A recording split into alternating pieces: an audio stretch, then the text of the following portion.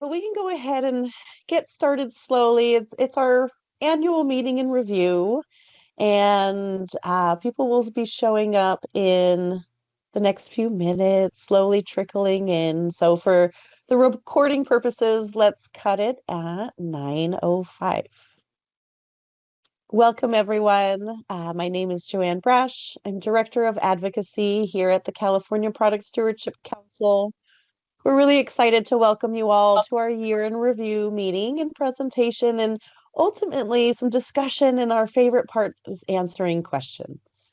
So my name is Joanne. The rest of the team will introduce themselves, but for the purposes of the recording, I want to let everyone know that our Executive Director, Doug Cobalt, is unable to make it here today, but we want to acknowledge his leadership on our team and really excited to go into 2026 with him at the helm as well. So Nate, if you want to go ahead and welcome and start the first few slides, I Absolutely. can manage the chat. Thank you. Thanks, Joanne. Nate Palzar, Director of Administration here with CPSC. Joined the team in 2018, fast approaching my 7-year anniversary already. In how the organization has changed, we've got some steady folks that have been with us for many years, including the folks you see on the CPSC board, specifically the executive committee. We've got our new board chair, Ted Ward from Del Norte, our new vice chair, Colleen Foster from HF&H, Alexa Keelty, our new board treasurer from the City County of San Francisco, and Amy from the city of Burbank. She's our active secretary and has been for quite some time. So we're really happy to have such a strong team. Recently stepped down and currently on this call, Christina Miller, city manager down in southern Sacramento County. Thank you so much for your many years of service. You can see her on this next slide. This is the remaining members of the board. We've got a really strong team representing public and private industry. We've got folks from all over the state, all different geographies. Really happy with the current makeup of the board and yeah, excellent and strong leadership. Next slide, please. So when I said how the organization has changed, this is how it's changed. We've grown by leaps and bounds over the years, in large part due to new grant funding and new contributions from jurisdictions, much like those on this call now. But you can see Doug Cobalt continues to be the strong executive director of the organization. You can see Joanne and I in our current roles. We've got Virginia McCormick, our senior associate, Ryan Klein, who's not on this call. He's one of our associates. Bonnie, who was just promoted from intern to associate. Israel and Lev, who are also on this call, will be introducing themselves shortly. Next slide, please. So with CPSC, we receive funding from a variety of sources, private industry, jurisdictions across the state, and also grant funding. So we just wanted to take a moment to give a shout out to the folks that contribute so much to the organization and really provide us with a strong foundation that allows us to keep our doors open and to do the important work that we do, which is legislation and public education. So take a moment, take a look at this, and you can see where our strong support comes from. Thank you so much to all of you who fund us that are on this call today, especially. Next slide, please. And here's a listing of our sponsors. We've received strong support from Little Camper for a number of years now. Really happy to have successfully passed a bill last year that bans the single-use 1-pound propane cylinders, and we worked very closely with Little Camper before and after to make sure that we were well prepared to present that proposal to the legislation, and we had success. And you can see we've also got a wide variety of support from a number of material handlers, MRFs, private industry again, all listed here. Next slide, please. And just a gentle reminder what our mission is. We tweak this every year or two just to make sure that we're at the head of the trends really, and the biggest issues that impact the state of California, including our jurisdictions and private industry. So our mission is to shift California's material and energy policies towards a more circular economy. And we do that through product stewardship, extended producer responsibility, all focusing on creating a circular system, a circular economy, which you can see is listed down below in the vision. Next slide, please. I think I passed it over to Joanne. Thank you. one of the things that we really try to focus on, and as we work on education and advocacy for new policies, I mean, you could only do so much in a day and in a week and in a month and in a year. So really CPSC tries to focus on product stewardship in our education and advocacy outreach. So we like to take moments and really take opportunities to share what it means to have product stewardship laws. And so we've created some visuals that we use in a lot of our presentations. And ultimately, what we call the product stewardship spectrum is really looking at the vast variety of policies and programs in California to manage the different product types. And ultimately, what CPSC focuses on is the ones that really engage the industry, whether it's through financial commitments, whether it's through product design commitments. Anything under that spectrum of stewardship is something that aligns with CPSC's mission and vision. So the list of product stewardship laws obviously grows every year that CPSC is in business.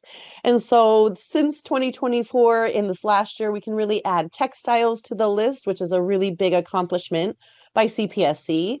We've also worked on other stewardship laws, like Nate mentioned, banning single-use items or incentivizing reuse in other areas is really what CPSC is all about. Next slide. So now I'll hand it back to our trusty admin team to really talk about the financial health of CPSC and in our last year, 24-25. So we include this slide in the presentation every year because we really want you to understand not only where the source of revenue comes from, where the funding sources exist, but also how efficient we are in our approach to managing the limited resources that we have as an organization. So on the left, you'll see we've got the programmatic efficiency pie chart, which shows how much we spend on programmatic expenses, and then management in general, and then fundraising. So even though we are quite good at fundraising, we spend very, very little actually making the pitch and obtaining new funding sources. The vast majority of our expenses go directly to programmatic expenses and basically activities and purchases that support the programs and the projects that we do day in and day out. And then management in general, that includes expenses for accountants and interfaces and licenses and whatnot that allow us really to do what we do so well. On the right-hand side, we've got the sources of the revenue. This has shifted quite a bit during the 7 years that I've been with CPSC. It used to be 50-50 government grants and contracts, and then most of the remaining portion came from government contributions. Because we've been so successful in going after government grants and contracts, the blue section of this pie has expanded greatly. We suspect it's probably going to ebb and flow over time. We've seen that happen a number of times just in 7 years that I've been here. But I just wanted you to understand exactly what each of these things include and really how it changes over time. And you can see the small portion for the corporate grants and contributions on the far hand side under sources of revenue. So thanks to each of you who are on this call. You are a funder, and we really appreciate your contributions because it allows us to keep our doors open and to continue the very important work that we do for residents of California. Next slide, please. Back to you, Joanne. Thank you. And we really couldn't do what we do in terms of policy advocacy and our work around the Capitol without those contributions.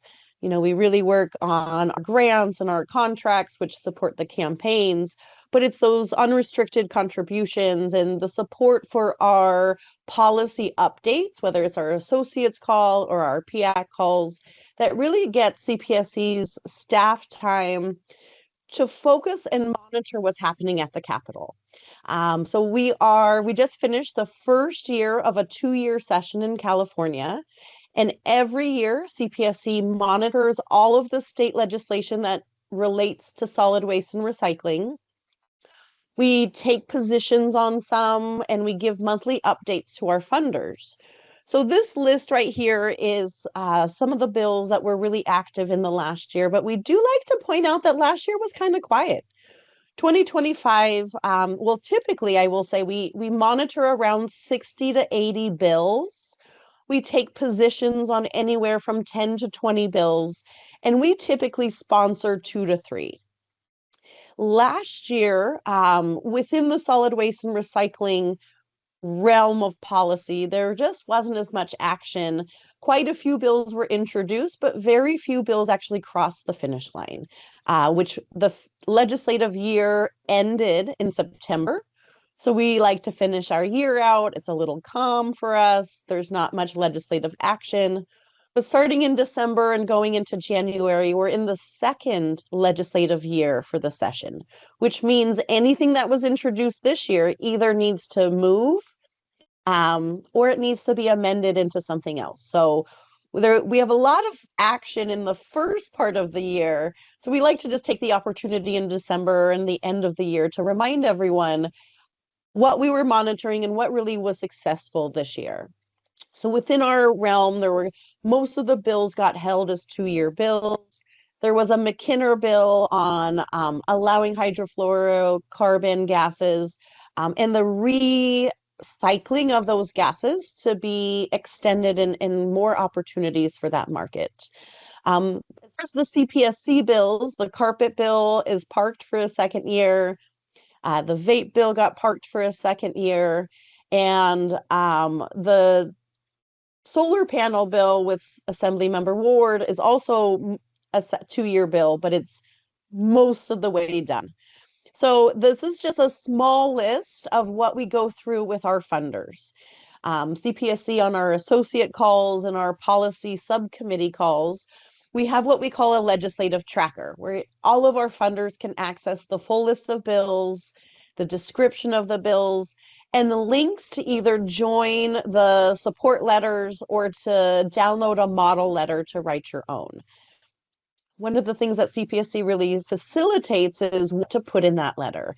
So we're really well attuned with our lobbyists in hand, which bills are quality in terms of improving the situation in our systems, and which maybe either need some lobbying, need some amendments, or at the end of the day, CPSC can really influence when bills get held, when they might cause disruption. A really good example of that was this year, Assemblymember Connolly introduced a bill which was going to amend the Sharps and Medicine EPR bill. We were able to work closely with Connolly and the impacted stakeholders to find a solution working with Cal Recycle in the interim to address their issues of equity and sharing the responsibility between the two program operators.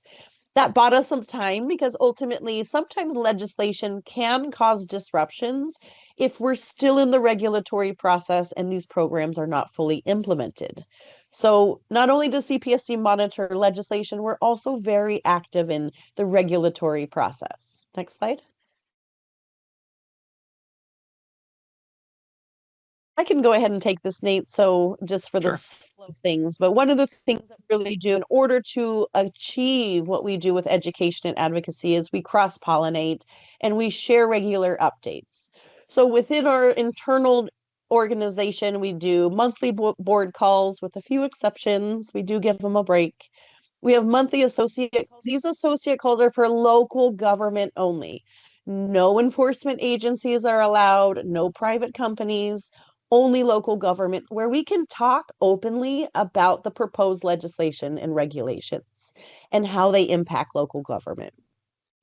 We also have our monthly PAC, which is our Policy and Education Subcommittee, and that is a board-appointed committee. That is the monthly call that's open to private businesses at the gold level or higher. And that's where, similar to the associates call, we really dive into the active legislation. The difference between the two is the associate call gives a lot more updates on the campaigns, grants, and really programmatic opportunities. Whereas the PIAC, it's more of a feedback and guidance for the CPSC board. So the PIAC is the one who's telling us and really influencing which bills we should take positions on. Our PIAC is also the group who influences when we suggest amendments or when we send out opposition letters. So a really good opportunity to stay involved with CPSC is to join our PIAC. And then newsletters, listservs, all the usual nonprofit education stuff. But ultimately, our strength comes into our board committees and state appointments. CPSC, as a small staff, you can see is very active in other organizations. Really calling out Nate's new president appointment to the Swana Gold Rush chapter. Doug being a longtime executive leadership with CRRA. And he's also the vice chair of the 54 advisory board member, board committee, which is a job in itself, part-time job. And I myself are still reigning vice chair of the carpet committee going on 7 years. But really looking to stay involved in different agency groups like the Ocean Protection Council, staying involved in other, coalitions like the Sacramento Tobacco Group. So if there's ever an opportunity that you think CPSC would thrive and offer support in our leadership, we're always looking for new coalitions and nonprofits to partner with. Nate. Yeah, Joanne, I just wanted to quickly mention what you see here on the slide are really two sides of the same coin, right? So one side of the coin is the organizational transparency. That's where we disseminate information, and then the other is where we gather a lot of information. This really allows us, by having both sides of the coin, and especially the latter, the boards, committees, and state appointments, that allows us to gather information, the latest and greatest, and to help process it and to help present to you potential legislative solutions and to present to you ways of sharing with the people that you serve how to help resolve the issue, how to help change behavior. So again, your contributions, your support of CPSC allows us to do both, and we think that one really goes hand in hand with the other, and we truly wouldn't be successful in one without the other. So we appreciate you and your support allowing us to do both. All right, this one comes to me. Hey, folks, my name's Lev. I'm a recent intern. I just started 2 months ago here. I'm also an environmental policy and management student at UC Davis. And before I got into policy, I was studying physics. So yeah, coming in with all kinds of perspectives. But yeah, I just want to run you guys through our social media presence and reach. So CPSC maintains a presence on Instagram, Facebook, and LinkedIn. Most of what we share falls under the categories of project updates and fieldwork. Also do posts on relevant research, policy, and regulations, events, workshops, partner activities, and just general CPSC announcements and broader organizational work. So on Instagram, we keep a link tree, just a link that provides direct access to lots of things, such as our project maps, information about textile and solar pilot projects, as well as active surveys that are associated with ongoing initiatives. So for posts and stories, they're typically cross-posted between Instagram and Facebook. And on LinkedIn, we post slightly more focused content, such as upcoming meetings, fieldwork recaps, and relevant policy. We also regularly share job alerts, so especially on Instagram stories and on LinkedIn. So if somebody in our network asks us to share a job opening, we'll go ahead and do so and hopefully connect them with some talent. And if anyone reaches out to us, and we typically direct them to our LinkedIn page so they can find those direct links. I'll also say that we as a team, we create and manage all of our own social media graphics in-house, and we follow a timely posting schedule just to ensure relevance. Really quick, some analytics for you guys. So as of today, we have 2,155 Instagram followers. Of all those interactions, 31% came from followers and 69% came from people outside of our organizations who don't follow us. So this just shows that our content is reaching many people outside of the direct follower list. So in the last quarter, our post stories and reels totaled 36,739 views. And overall, we reached 8,684 Instagram accounts. That's over the past 3 months, all of that. So yeah, thanks for letting me present there. And we're looking forward to maintaining and growing these positive streaks.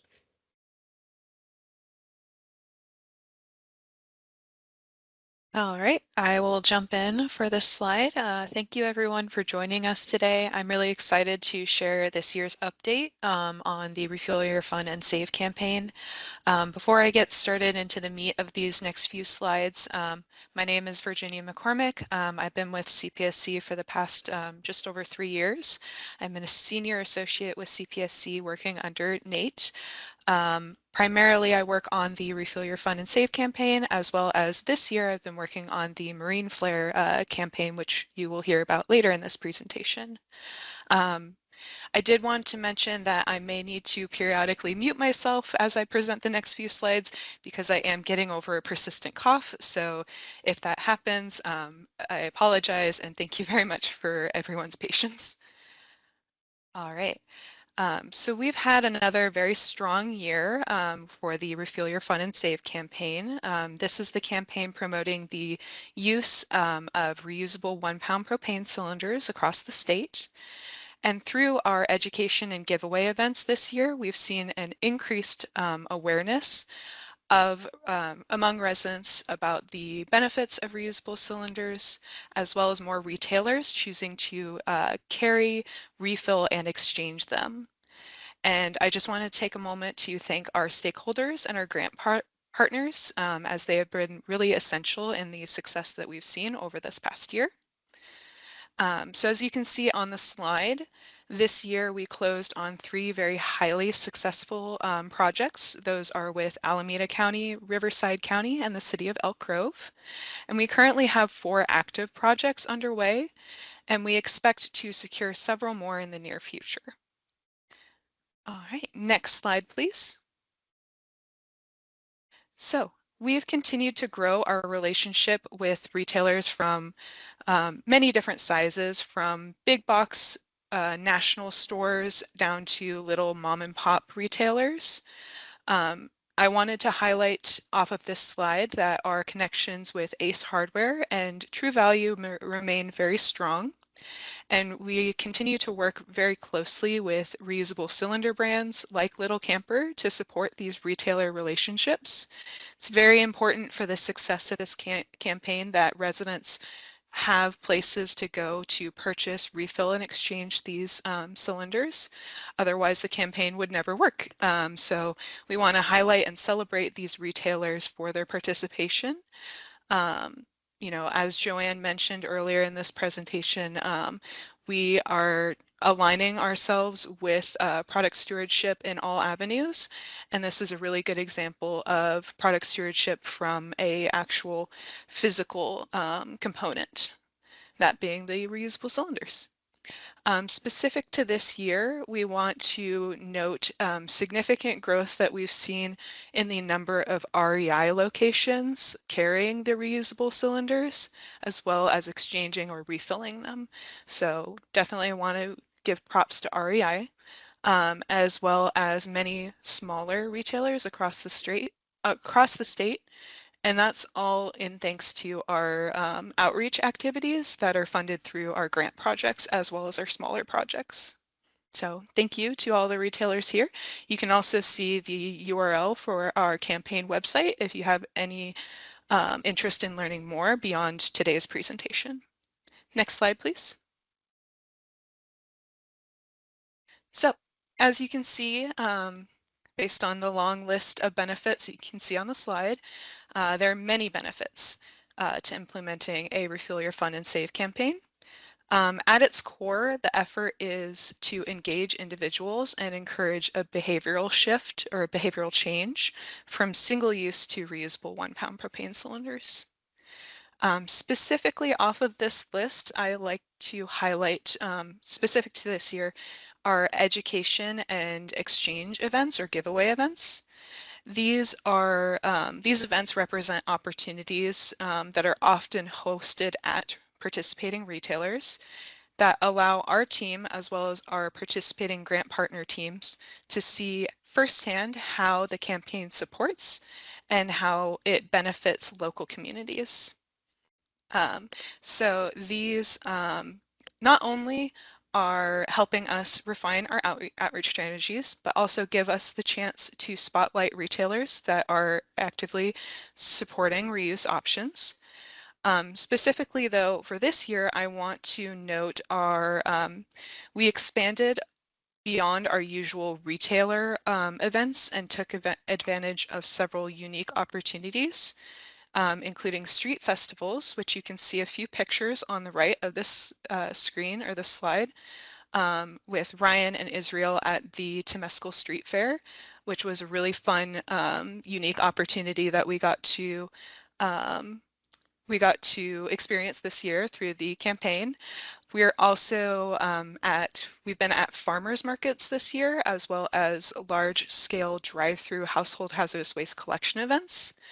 And I wanted to note that because I'm very grateful for this campaign, for providing our team the flexibility to participate in these diverse community events rather than only retailer events, because it's very important that we reach residents in different settings to foster that lasting behavioral change. So yeah, next slide, please. So in short, this campaign provides a long-term sustainable solution to the challenges posed by single-use propane cylinders, and it's grounded in several core principles that you can see on the slide. Promoting reusable 1-pound propane cylinders all year long, not just throughout the summer months when people are camping or going about recreation activities. It's also about hosting fun and engaging events across the state, all the way from Del Norte County down to the city of Chula Vista. And that's from large urban areas to small rural communities, and then adjusting our outreach based on those communities and what they like to see from us. We also secure and support a wide network of participating retailers that sell, refill, or exchange reusable cylinders.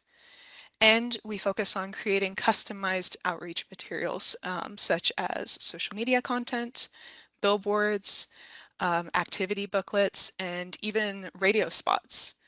And these all help to keep residents engaged and encourage that behavioral change.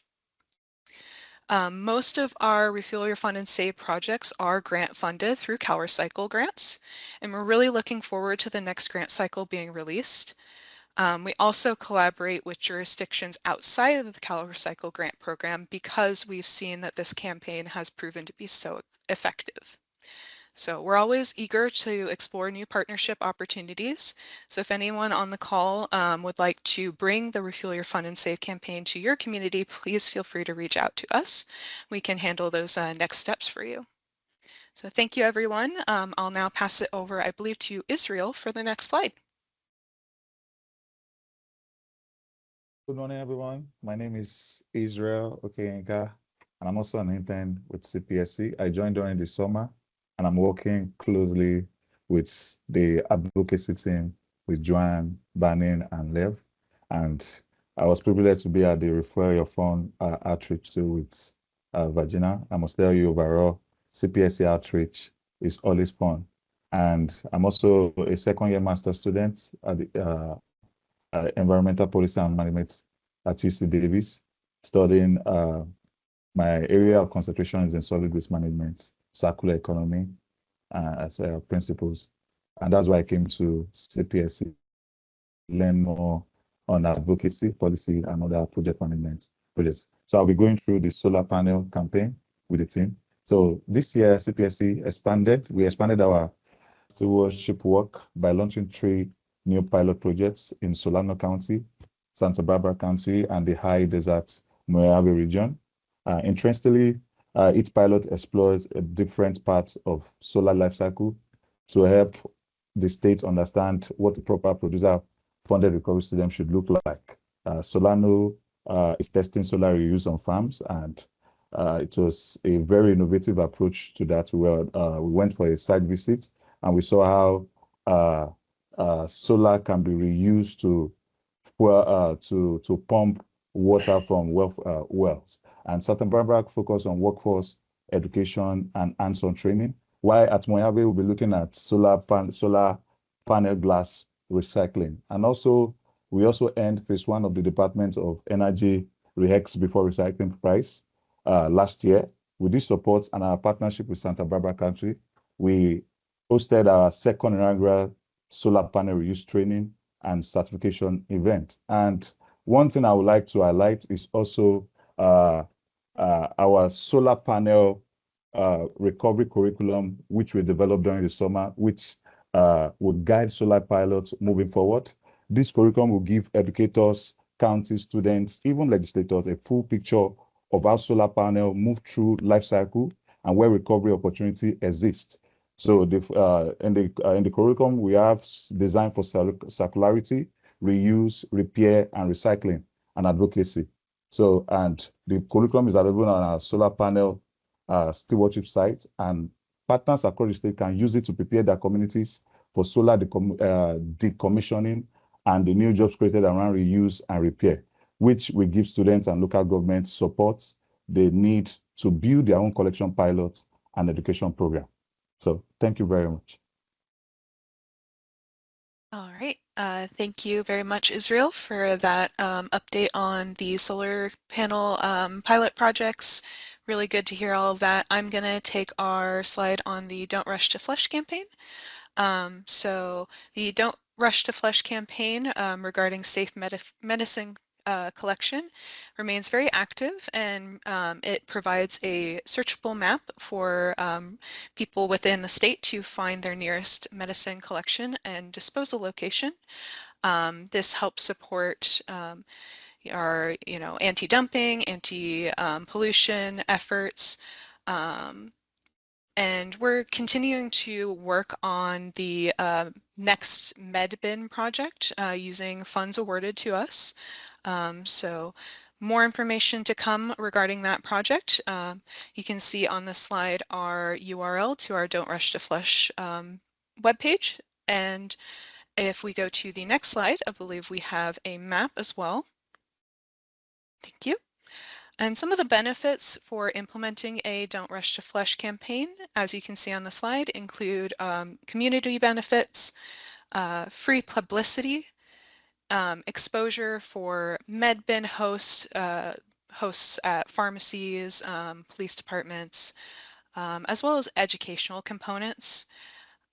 So there's a lot of really good information that we provide through the Don't Rush to Flush campaign when it comes to proper medicine disposal.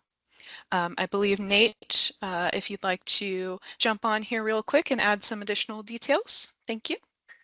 Thank you, Virginia. Yeah, great summary of really what this is and how it serves the community. And just to reinforce that, basically replacing bins in communities, and it allows folks an alternative to what they've typically done in the past, which is flush the unwanted meds down the toilet, put them in the trash.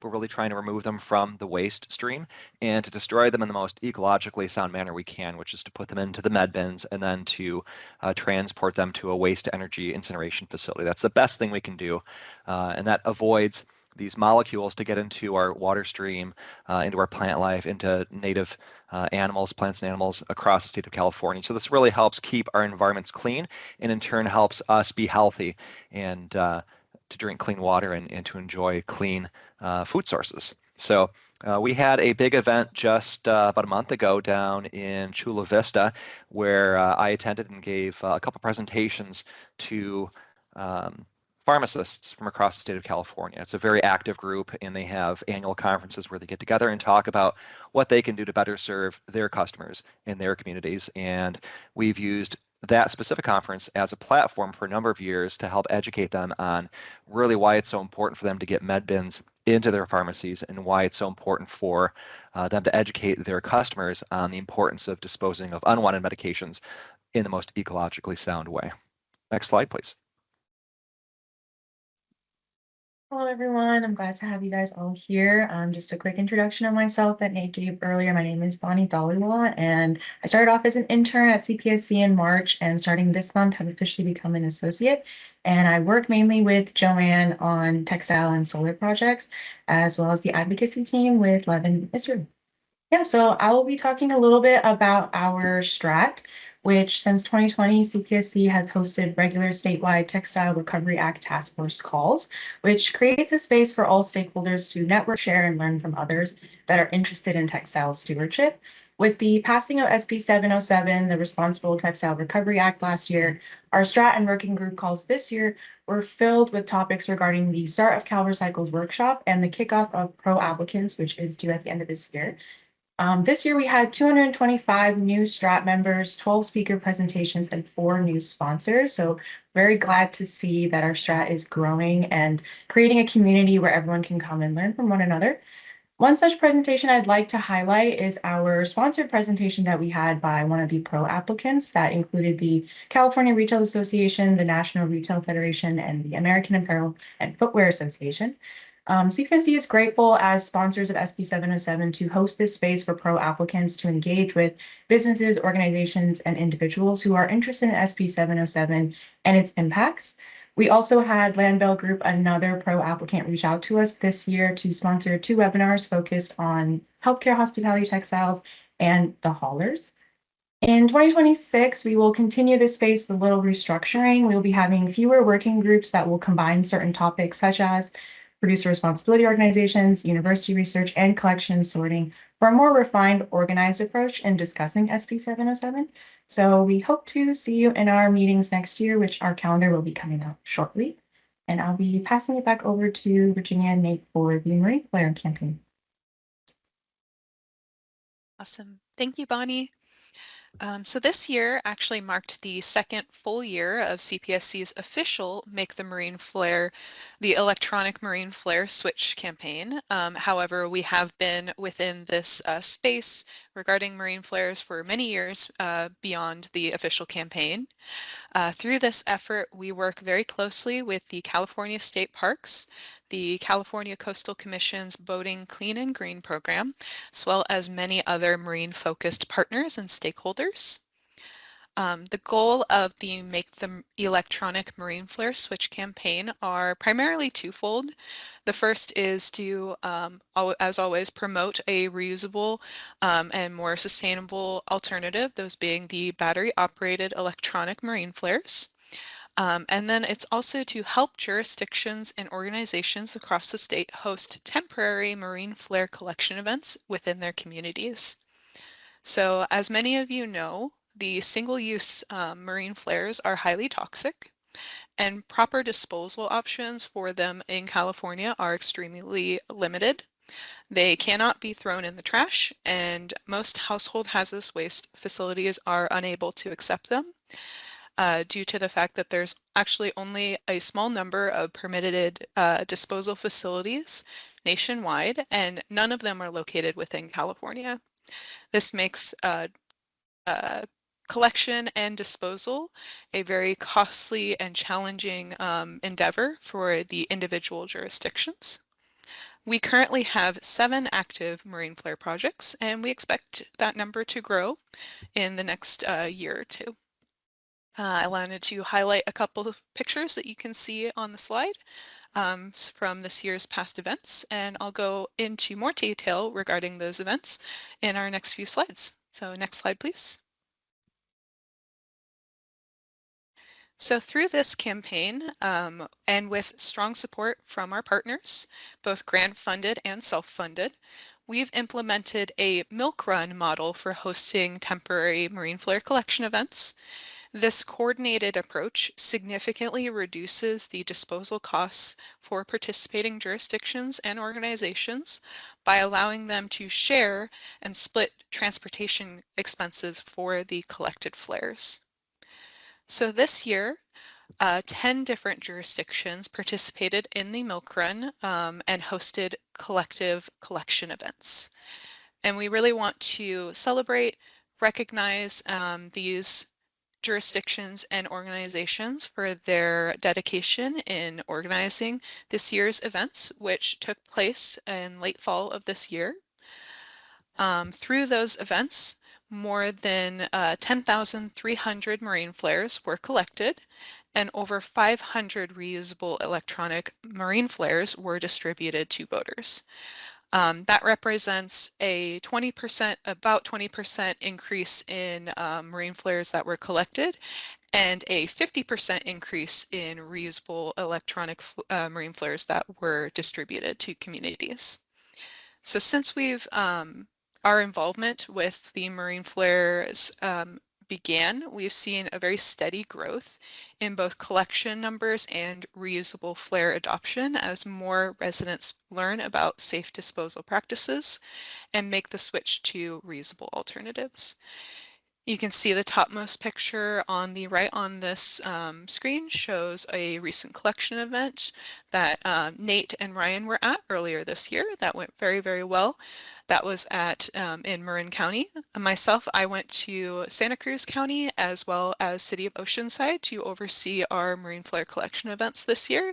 Both events went very well, and we've heard very positive results from all of our other participating jurisdictions from this year. And if you'd like to learn more about marine flares, the reusable flares, or if you're interested in joining the milk run efforts in 2026, please reach out so we can bring that conversation to you. We're starting the conversation even earlier this year when it comes to putting on this year's collection events. So definitely reach out as soon as you can. And I will pass it over, I believe, to Nate for the next slide. Thanks, Virginia. We're so very proud of your work, especially in the marine flares area this year. You did just a phenomenal job, and I really want to draw people's attention to the increase in the number of marine flares collected, and that's in large part due to just the vast coordination of these events and the really hard push on social media to get people up to speed on why it's so important to get rid of those old and expired marine flares. So thank you. I wanted to talk a bit about proper battery collection and disposal. CPSC is starting to push pretty hard on the proper collection and disposal of unwanted batteries. And one of the main reasons is because of the very noticeable and extremely expensive uptick in fires at material recycling facilities and dump trucks.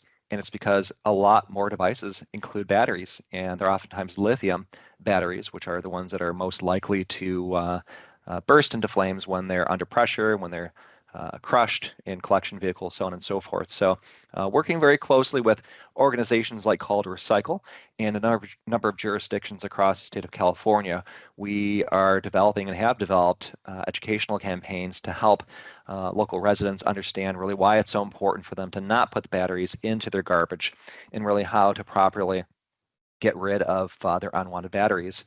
Back in 2022, we passed a couple laws related to household battery use and disposal and embedded batteries, and this just builds on that success, and it helps bring waste collection in California to the next level and helps increase security and safety in our environment in California. Next slide, please. CFE. So years ago, I think it's 6 or 7 years ago, we developed a partnership with the California Foundation for the Environment and Economy. It's led by my good friend Jay Hansen, and we decided that it was important for that organization to expand their scope of study topics from energy and transportation and others to also include waste handling and recycling. With a really strong emphasis on circularity. So what we did as an organization, as CPSC, is we teamed up with CFE and started co-sponsoring these trips abroad. When I say abroad, I mean just north of the state of Washington, over to British Columbia and other locations now across Canada and across the state of, across the United States to study extended producer responsibility programs in those jurisdictions, find out really what works, what doesn't work, how we can make our programs better in California, and really what meaningful laws we can propose and get passed that'll help us catch up with those around us or to help improve the programs that other folks might be doing better than we currently are. So each year and every year since then, we have co-sponsored these trips, and we take with us a number of legislators and sometimes even their staff, and then interested parties related to the waste and circularity field to educate them. Some folks have called this a junket. It's certainly not. We spend a lot of time in dumps and in dirty and stinky oil recycling facilities, and really going into the weeds and talking about specific legislative proposals and improvements we can make to improve the state of California. So we're really, really proud of this relationship with CFE.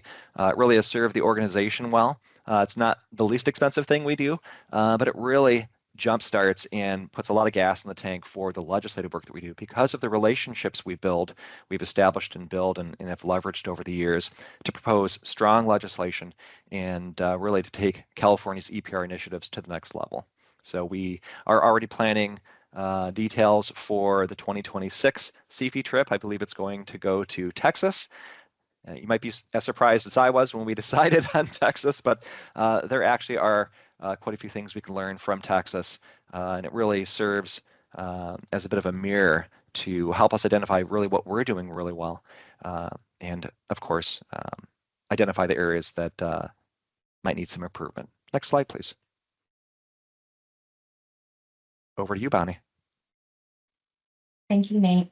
I'll be talking a little bit about our AIR Award winners this year. So since 2020, CPSC has been recognizing business and organization leaders in California at the annual CRA conference for their innovative approaches to tackling environmental issues.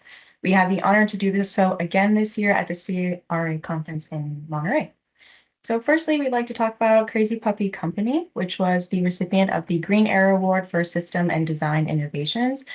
Crazy Puppy Company is a company that turns recycled ocean plastic into stylish, high-quality handcrafted dog collars and leashes. They are focused on reducing waste and using sustainable materials as seen through their compostable and recycled packaging. We even had a few of their products on display at our CRA table this year, and it was quite a hit with everybody. Moving forward for our Bow and Arrow Award for Coalition Building and Creative Partnerships, it went to Reuse Alliance this year, who through their outreach, education, and advocacy work emphasized the benefits of reuse in preventing waste and recirculating resources. CPSC has also partnered with Reuse Alliance for our solar panel reuse pilot project in Marin County. Earlier this year, we published a case study on how to create a small microgrid using reused solar panels.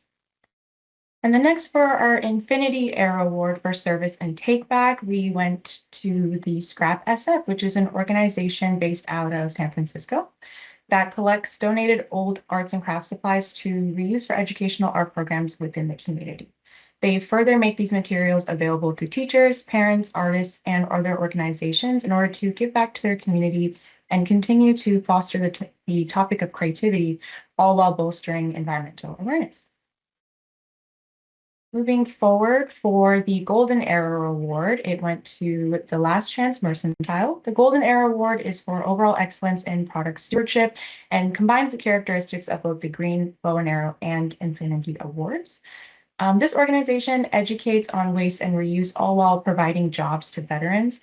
Their mission emphasizes the importance of fostering relationships between public agencies and nonprofits while diverting goods away from the landfill to protect our environment.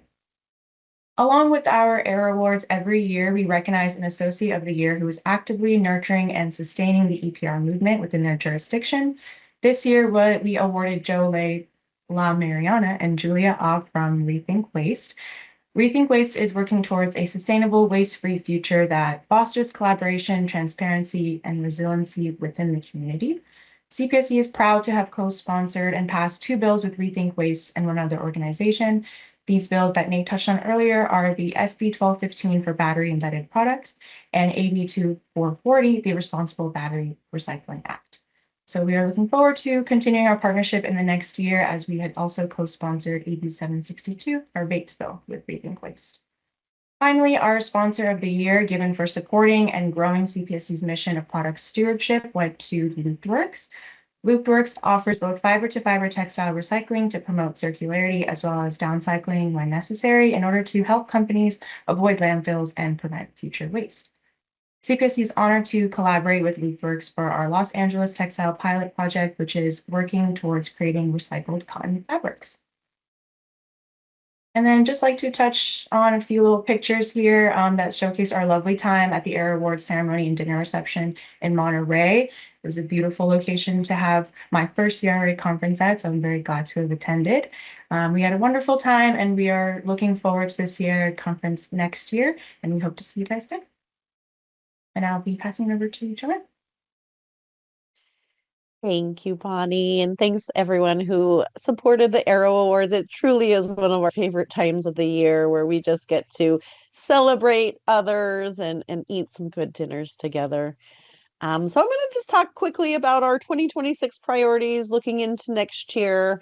When we do our monthly calls with our funders and we do monthly calls with our other collaborators, we're always kind of letting people know what's our priorities, what we're hoping to accomplish in and out of legislation. So in 2026, we're really going to be pushing on hazardous waste issues in the legislature. So looking at continuing our ban bill for single-use vaping items, and also expanding to other compressed gas, so like nitrous oxide tanks, are one of the fastest growing problems within the household hazardous waste programs.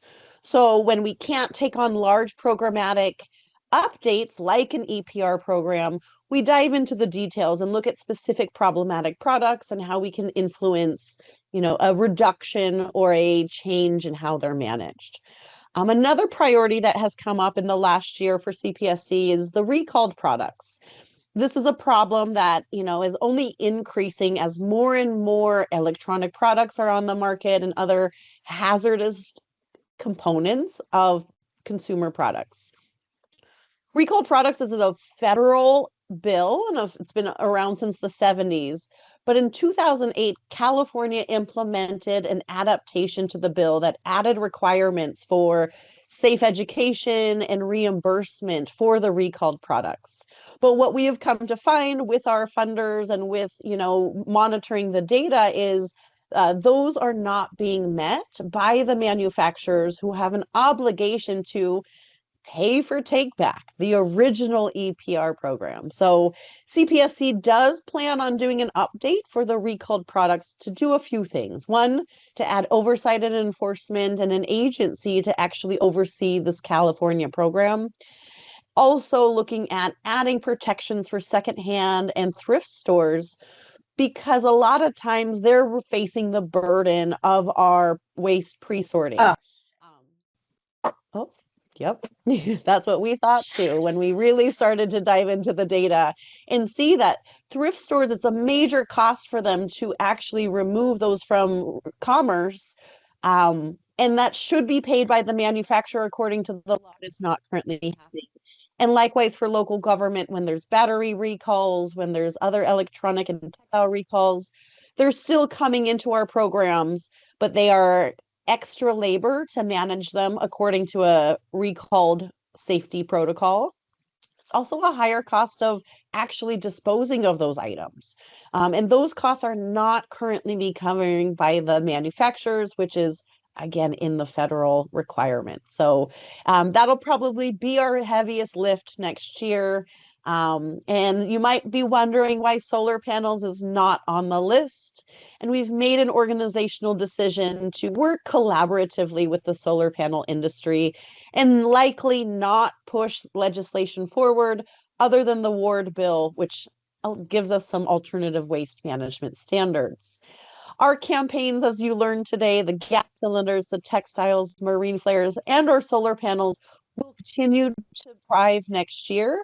And ultimately, like we mentioned, with marine flares and with solar panels, work voluntarily with the industry rather than really pushing on legislation has really found more success and getting solutions actively impacted in 2026, because legislation's not easy. It's a fight. It takes time to pass. It takes time to implement. And with the voluntary stewardship model, we can get collection events in your community in 2026. So a thank you to the industry groups and producers who've really stepped up in 2025 to work collaboratively with CPSC, and we're really looking forward to that in 2026. With that, I'll go to the next slide and really offer an opportunity to, show you our logo, show you our plans. But you can find all of this information on our website, on our listservs, and on our monthly calls. Next slide. So with that, on our final few minutes, I'm happy to take questions. I can, punt it to the different team members based on what your topic of interest is. But ultimately, as you can see, we have fun on this job. We enjoy each other's company. We enjoy the work we do. And a big part of that is because of our network and because of our funders who give us this opportunity. So I definitely want to close out our annual year in review with a really big thank you, if we haven't said it enough, Thank you for employing us. Thank you for giving us a reason to pursue our mission. And thank you for ultimately giving CPC a platform to really hold the producers accountable for the problems in our waste stream. So thank you so much. I'm going to take a few questions that I see in the chat, unless someone wants to raise their hand. But Steve from San Diego is asking where the nearest waste to energy facility is for the medicine disposal. And Steve from or Nate from our team was able to respond with Crow's Landing, just outside of the state, which is in Nevada. There's also some in Utah, but that's currently where those hazardous waste and medicine are going for destruction. I also see a comment from Billy, and I'm wondering if Billy, you want to come off mute and give us some words of encouragement for working on recalled products? I wouldn't say encouragement. I just feel it start with the old law without any clear enforcement agencies, and that's the main problem that I deal with when we start having the anchor battery issues. I even talked to Call to Recycle and Anchor, and Anchor basically shut me down now. Like I'm blacklisted, no respond, nothing. It just sucks. And our DA and a couple other folks that I talked to from the legal side, they just said, well, the law was written, there's no clear enforcement agencies. Like, I don't even know how to penalize if we're going to prosecute them. So there's no way we can take any cases. And that was why I'm like, this is sucks. Even no enforcement agency, no clear, what's that called? The penalties, nobody's going to take the case, and this is not good. So, this is where I really thought about this. Like if we're gonna be having a recall product upgrade, put it this way, we really have to have a collection and disposal plan that is according to the California rules, because I found some of those issues with right now on all these new folks trying to push on the in-home opioid disposal systems, and they were saying that all these tests is actually good and they can be 50 stay certified because DEA allowed them. I said, no, you are not testing under the ELAB, which is the California rule, to prove those meet the hazardous waste disposal standard. And that's why they start coming back like, oh, what are you talking about? And they tried to shut me out. And I was like, no, you got to talk to CDPH and State Water Resources Control Board. And that is the allowable of taking these lab tests. And if you don't follow that, you're not following California rule. Don't throw me any analysis that's outside of California. So those are the things I just want to, make it clear. Like that was a California rule, not the federal rule that you look at this is the way it's supposed to do. So that's why I put that on there. Hopefully you guys remember like, hey, there's certain, data point that we need to determine their hazardous waste in California or not.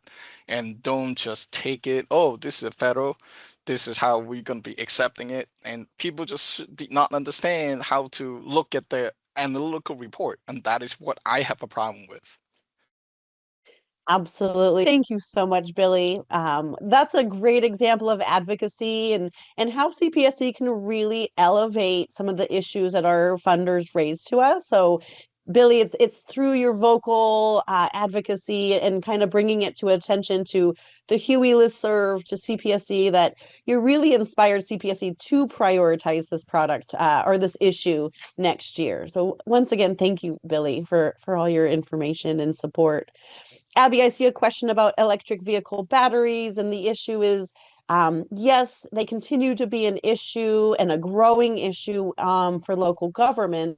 We also have seen the Senator Allen bill, SB 615, get vetoed and likely not move forward. And so one of the things that CPSC and our co-sponsors with the battery bills are to really take an opportunity to see if EV batteries could be interpreted as in one of those programs. So we're still waiting on some of the final regulations and determinations, but given some of the uncertainty right now and likelihood to veto the EPR program that was proposed by Senator Allen, Right now, it's kind of a wait to see the next step. But yes, it's an issue. Yes, it's growing an issue, and hopefully CPSC can facilitate some solutions over the next few years. With that, we're at time, and I really want to thank everyone again for attending today.